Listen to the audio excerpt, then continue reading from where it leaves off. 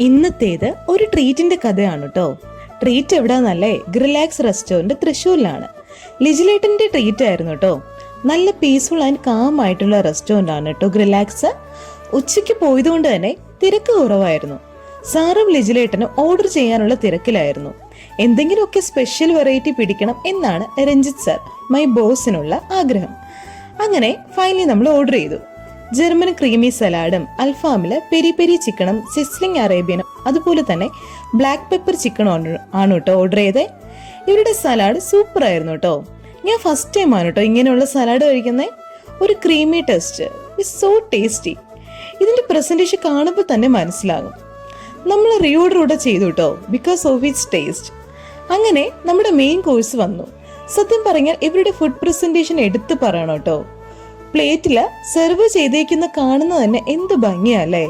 ആ ഒരു ഡിസൈൻ കണ്ടപ്പോൾ തന്നെ വയറ് നിറഞ്ഞു എന്ന് പറഞ്ഞ പോലെ. രണ്ടാളും നല്ല ഹാപ്പി ആയിരുന്നു. അല്ലെങ്കിലും പ്രസന്റേഷൻ റിയലി മാറ്റേഴ്സ് അല്ലേ. ഫുഡിന്റെ ടേസ്റ്റിൽ ഒരു 50% അതിന്റെ പ്രസന്റേഷനും 50% ടേസ്റ്റിനുമാണ് കേട്ടോ ഞാൻ കൊടുക്കാറ്.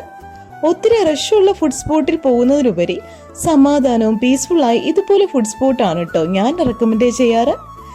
കുറച്ച് പ്രീമിയം ആണ്, ബട്ട് റിയലി വർത്ത് ഇറ്റ്. ബാക്കി കഥ നാളെ ആകാം അല്ലേ.